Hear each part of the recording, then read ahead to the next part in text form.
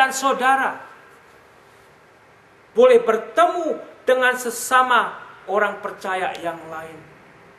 Biarlah itu boleh menjadi satu penghiburan bersama, yang boleh saling menguatkan, yang boleh saling membangun, yang boleh saling membawa saya dan saudara untuk hidup di dalam firman Tuhan, bertumbuh dan berakar di dalamnya. Amsal 27 ayat 17 firman Tuhan berkata, besi menajamkan besi, orang menajamkan sesamanya. Biarlah saya dan saudara dan dimanapun saudara boleh mendengar, kita saling mengasah dan kita saling terasah di dalam Tuhan dan untuk Tuhan, agar kekuatan yang daripada Tuhan itu melalui sesama jemaat Tuhan, anak-anak Tuhan, boleh kita pelihara dan boleh kita nikmati bersama. Akhirnya saudara-saudara, aku mau, ayat 13, supaya kamu mengetahui bahwa aku telah sering berniat untuk datang kepadamu, tetapi hingga kini selalu aku terhalang, agar di tengah-tengahmu aku menemukan buah, seperti juga di tengah-tengah bangsa bukan Yahudi yang lain. Jadi kembali saudara, ada satu kerinduan, ada satu niat daripada Rasul Paulus untuk dia juga boleh mengunjungi orang percaya yang ada di Roma, untuk membagikan karunia rohani agar mereka menjadi kuat, tambah berakar di dalam Tuhan, berbuah lebat. Tetapi di sini juga ada satu ungkapan, agar di tengah-tengah mereka Rasul Paulus menemukan buah, seperti juga di tengah-tengah bangsa bukan Yahudi yang lain. Sehingga kembali saudara, biarlah harapan saya, harapan saudara, sebenarnya setiap orang percaya, dimanapun saya dan saudara berada, dimanapun mereka berada, kita boleh melihat buah-buah kehidupan Kristen yang terpancar, yang mana kita juga boleh mengucap syukur, yang mana bukan hanya untuk kelompok orang Indonesia, yang hanya bukan untuk kelompok Yahudi dan bukan Yahudi, tetapi untuk siapapun yang sudah dipanggil untuk percaya, kita boleh mengucap syukur.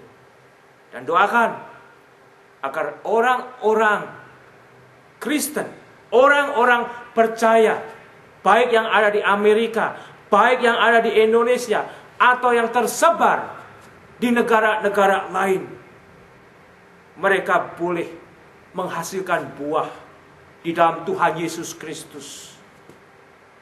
Bukan di dalam kejahatan, bukan di dalam kelicikan, bukan di dalam hal-hal yang mempermalukan nama Tuhan.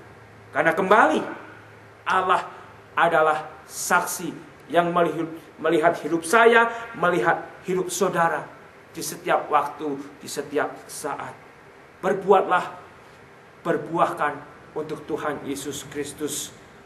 Dan di ayat ke-14, Rasul Paulus berkata, aku berhutang baik kepada orang Yunani maupun kepada orang bukan Yunani, baik kepada orang terpelajar maupun kepada orang tidak terpelajar.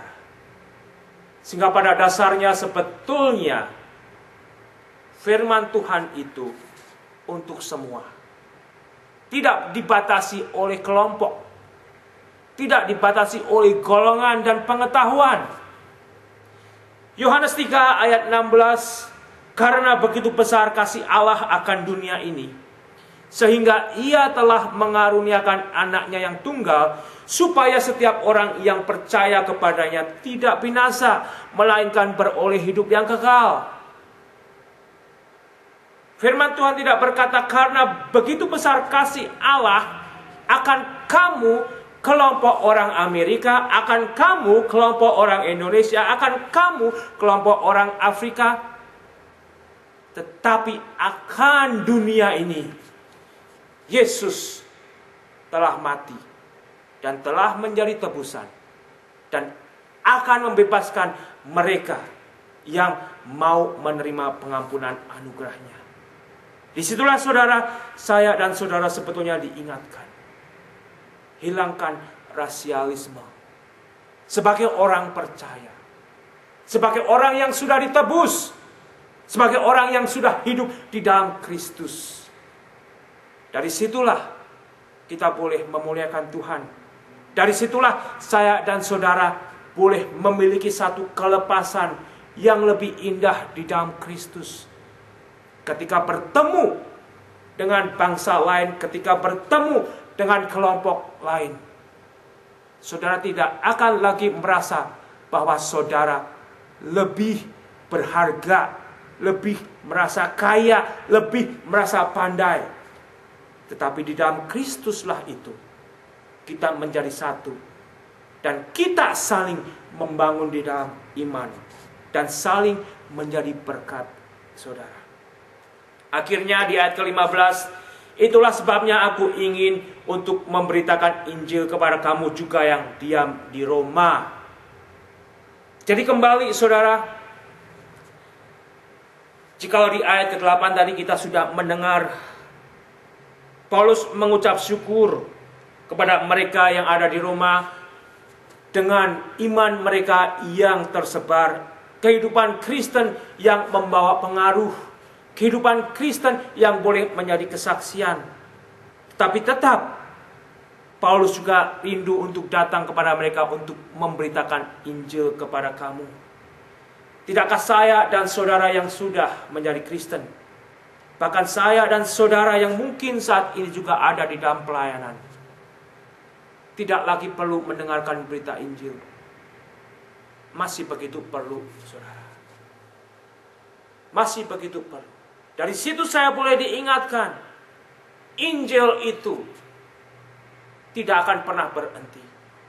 Injil itu akan mendorong saya, akan mendorong saudara untuk kita lanjutkan, untuk kita beritakan. Benarkah sebetulnya jikalau saya dan saudara saling mengasihi sesama kita, tetapi kita tidak mau menyatakan satu jalan keselamatan yang hanya ada di dalam Kristus Yesus? Kembali saudara melalui Kisah Rasul pasal yang keempat. Kisah Rasul pasal yang keempat ayat ke-11 dan 12. Yesus adalah batu yang dibuang oleh tukang-tukang bangunan, yaitu kamu sendiri. Namun Yesus telah menjadi batu penjuru. Dan keselamatan tidak ada di dalam siapapun juga selain di dalam Dia, Yesus yang kamu sudah salibkan. Sebab di bawah kolong langit ini tidak ada nama lain yang diberikan kepada manusia yang olehnya kita bisa diselamatkan. Sehingga kembali saudara, biarlah berita Injil yang mungkin akan terus saya dan saudara dengar boleh semakin mendorong kita, boleh semakin menyadarkan kita. Masih banyak orang yang terhilang. Masih banyak orang yang meskipun sudah mendengar akan berita Injil itu, tetap menolak.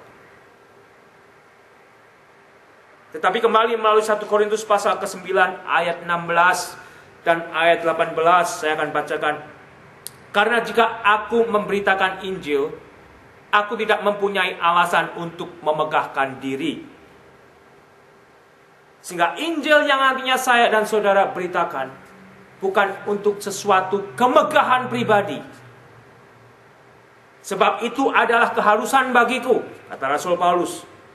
Ada satu kesadaran sebagai orang yang sudah diselamatkan, sebagai orang yang sudah menerima berita Injil, mungkin termasuk saudara, adalah satu keharusan. Mengapa saudara? Mengapa? Karena hanya di dalam Yesus itulah pribadi-pribadi boleh beroleh keselamatan. Jikalau saudara mungkin memiliki saudara yang belum di dalam Kristus Yesus, saudara boleh mulai doakan. Teman, siapapun nantinya yang saudara temui, biarlah kita saling boleh berdoa untuk diberikan